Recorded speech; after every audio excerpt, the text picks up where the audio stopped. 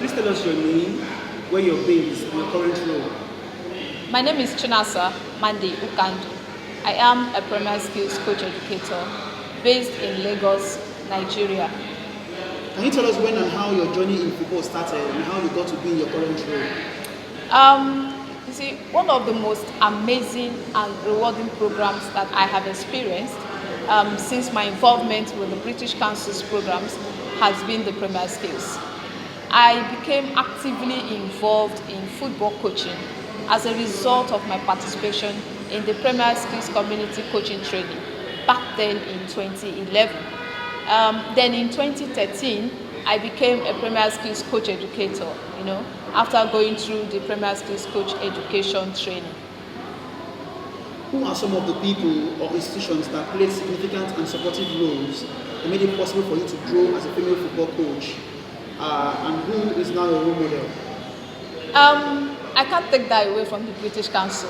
You see, British Council has played significant role that made it possible for me to grow and develop as a football coach and also as a leader. Sometimes I always wondered what my life would have been like without my involvement with the British Council's programs. So I can't take that away from the British Council. But having said that, I also want to appreciate the contribution of the World Remit and ASNA for giving me the opportunity, to fly to London for a personalized coaching training with the ASNA football development coaches.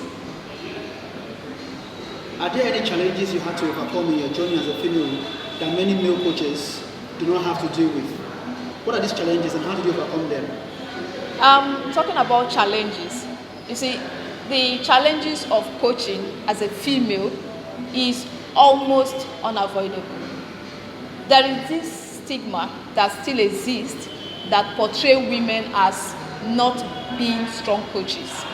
Because of this, male coaches are often preferred over the female, thinking that the male coaches will have a more winning mentality than the female. Also, people have this misconception, that females females are not able to be effective coaches. They think that females lack the knowledge, lack the physical skills to, portray or demonstrate or perform what they are trying to teach.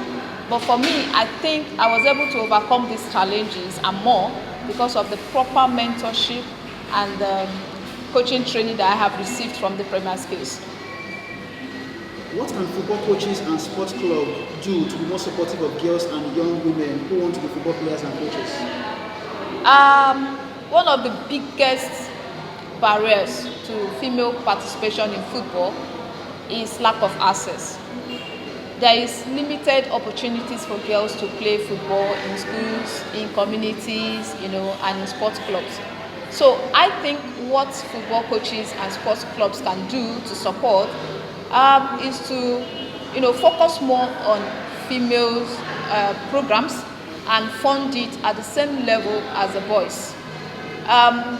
The football coaches and sports clubs can also ensure that they promote themselves widely, to make females aware of what is available to them. And I also think they can also consider organizing transportation, for the girls and women to have a better access to the training venues. As a role model for young women in sports, what would you want other young women to learn from your experience? For the young women, I think they have to learn not to allow. For the young women, I think they have to learn not to allow self-doubt to hold them back. They need to have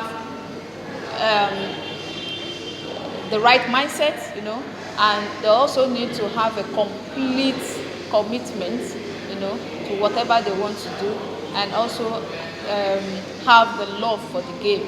With this, I believe they can go far. Thank you.